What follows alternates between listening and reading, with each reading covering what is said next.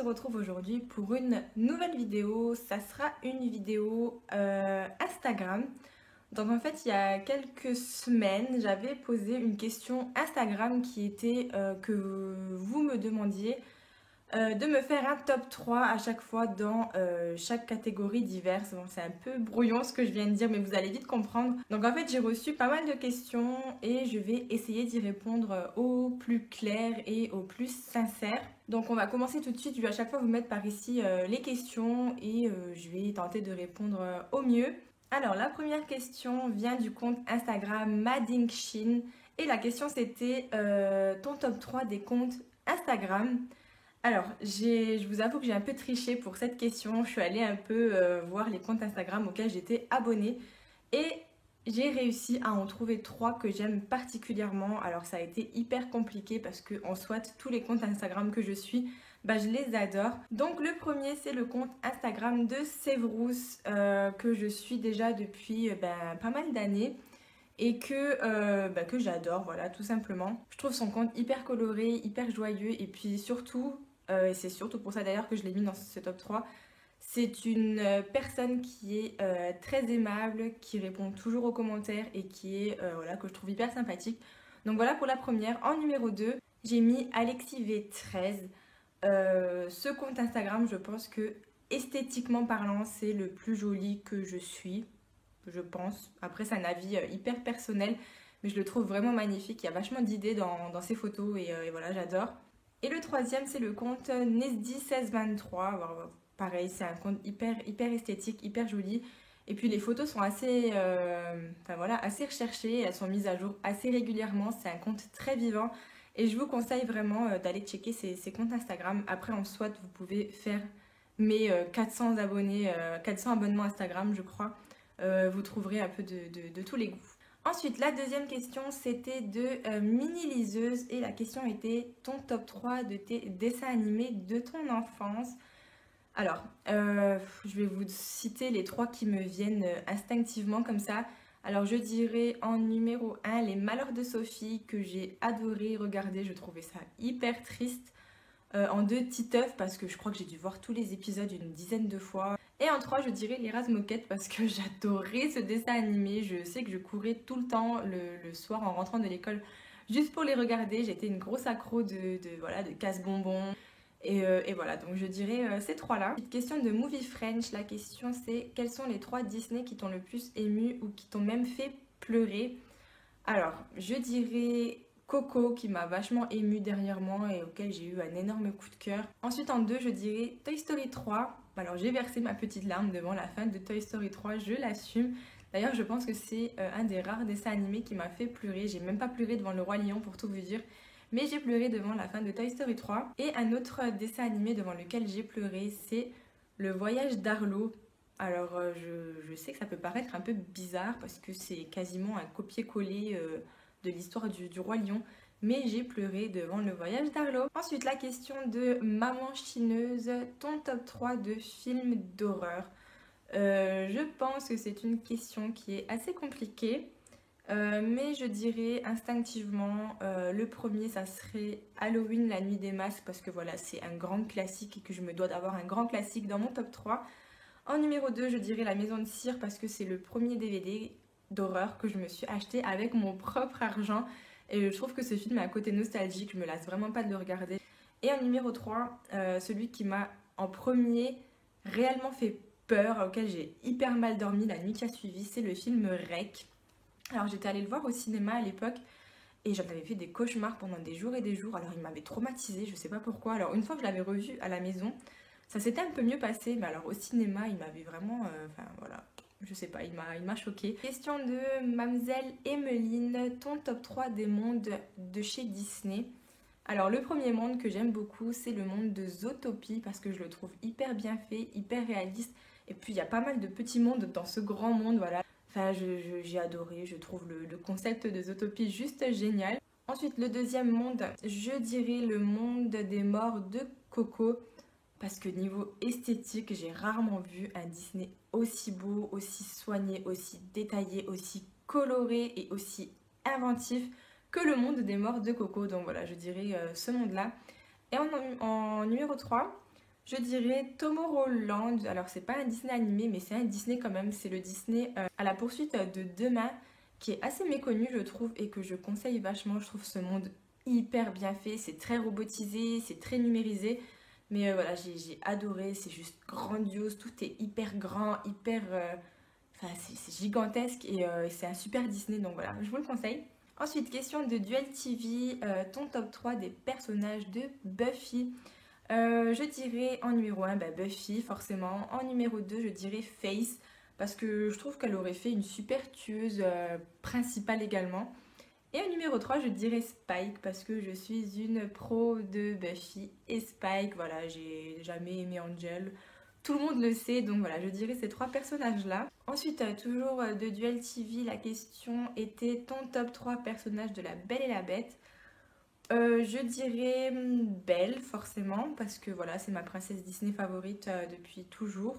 En numéro 2 je dirais la Bête, parce que voilà, je trouve que leur couple est vachement harmonieux. Et en numéro 3 euh, assez difficile, mais je dirais Madame Samovar, parce que c'est une très belle personne intérieurement. Je trouve qu'elle pense plus aux autres qu'à elle-même. Elle met toujours en avant le besoin et le bien-être de ceux qui l'entourent. Et voilà, donc je dirais Madame Samovar. Dernière question de Duel TV, c'est ton top 3 des personnages de Stranger Things. Alors le numéro un qui est loin devant les autres, c'est Dustin, parce que je le trouve trop choupi, parce que j'adore son personnage, j'adore l'évolution qu'il a eue au fil des saisons. Et j'espère qu'il évoluera encore plus.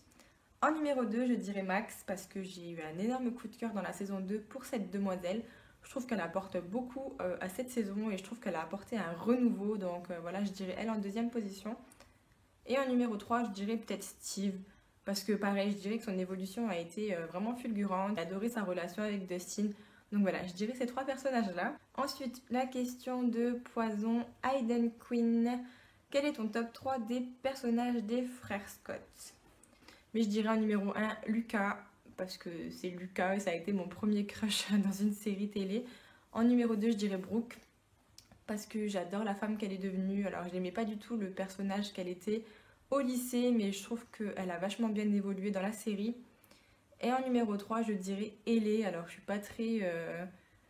pas très originale au niveau des réponses, mais voilà, j'ai adoré son personnage, j'ai adoré son parcours, j'ai adoré le fait qu'elle soit devenue maman aussitôt, qu'elle soit devenue une femme mariée aussitôt. Et je trouve qu'elle s'en est vachement bien sortie. Ensuite, une autre question de maman chineuse. Ton top 3 de personnages Disney. Alors, je dirais ben, forcément Belle, puisque voilà, c'est ma princesse préférée. Ensuite, je dirais sûrement Mary Poppins, parce que je trouve qu'elle est assez peu citée quand on demande les personnages favoris. Et je trouve qu'elle devrait être mise plus en avant.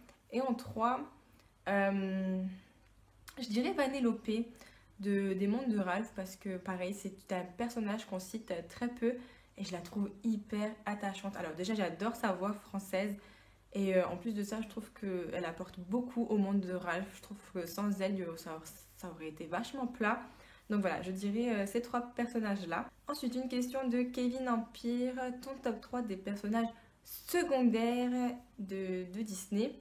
Alors, je dirais c'est léger entre le personnage principal et le personnage secondaire, mais à vous de juger si pour vous ce sont des personnages secondaires. Je dirais Boo dans Monstres et compagnie, parce que je la trouve trop choupie, et j'adore son côté peste.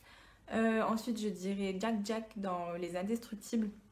J'ai hâte de voir ce qu'ils vont faire de lui, parce que voilà, je trouve que c'est un personnage qui a un énorme potentiel au niveau de ses pouvoirs. Et en 3 je dirais peut-être Nick de Zootopie. Alors lui, je pense qu'on peut le considérer un peu comme un personnage principal, mais je vois pas trop qui mettre d'autres. Mais ouais, j'aime bien Nick, j'aime bien ce qu'ils ont fait de lui. Je trouve son côté espiègle vachement bien mis en avant. J'aime bien son duo avec Judy. Donc voilà, je dirais ces trois-là. Ensuite, une question encore de Mademoiselle Emeline. Ton top 3 des pouvoirs des héros, héroïnes.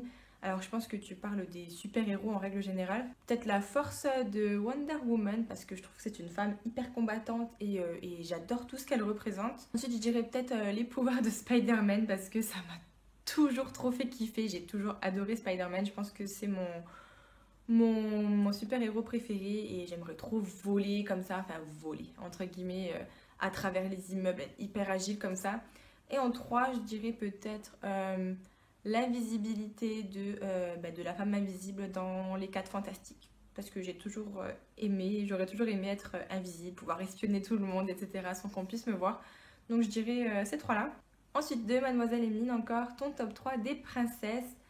Belle, encore une fois. Je vais citer Belle dans toute la vidéo, c'est pas possible ça. Ensuite je dirais Cendrillon parce que j'adore cette princesse. Et en 3 je dirais peut-être Vaiana parce que j'ai aimé ce que j'ai vu d'elle dans Vaiana. Et je suis pas très princesse sinon, voilà, les autres elles me passent un peu au-dessus. Donc je dirais les trois là. Ensuite, une question de Kitty Strophe, ton top 3 séries des années 80-90. Je vais donc te citer 3 séries que j'ai adoré regarder entre les années 80 et 90, même si elles se sont peut-être finies dans les années début 2000. Je dirais la première c'est 7 à la maison. Je pense que c'est la première série que j'ai regardée à la télé. Je la regardais peut-être pas tous les jours, mais je sais que quand je rentrais de l'école, je fonçais devant TF1 et j'étais méga fan de Marie et Rosie à l'époque d'ailleurs. Donc voilà, je dirais celle-ci en premier.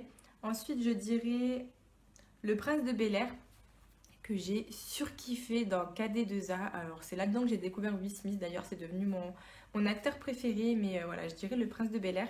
Et ensuite, je dirais Chair de poule parce que c'est une série qui a bercé mon enfance. Alors, elle me traumatisait un petit peu par moment et par épisode, mais j'ai tellement adoré que je me suis d'ailleurs acheté le coffret de la saison 1 en DVD.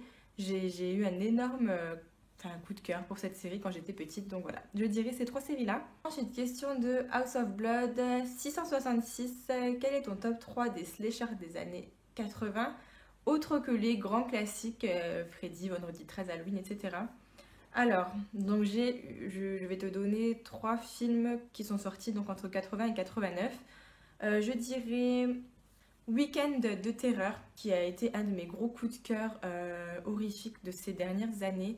Je m'attendais tellement pas à ce retournement de situation finale.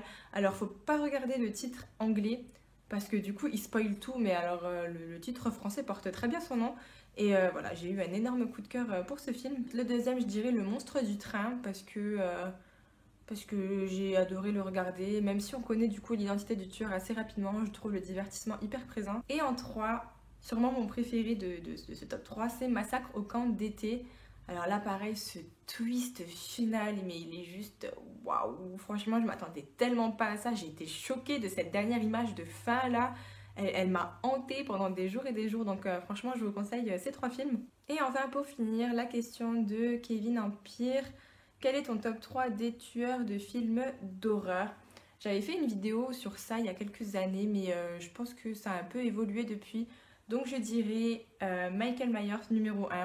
Ensuite, numéro 2, je dirais Chucky pour son côté voilà, second degré que j'aime beaucoup. Je trouve ce personnage hyper hilarant et hyper angoissant en même temps. Donc voilà, je dirais Chucky. Et en 3, je dirais sûrement Carrie. Parce que c'est un personnage hyper complexe et voilà, j'avais envie de mettre une fille dans ce top 3. Donc je dirais Carrie, et en plus de ça, je trouve qu'elle a un côté attachant voilà, qui rend le personnage encore plus problématique.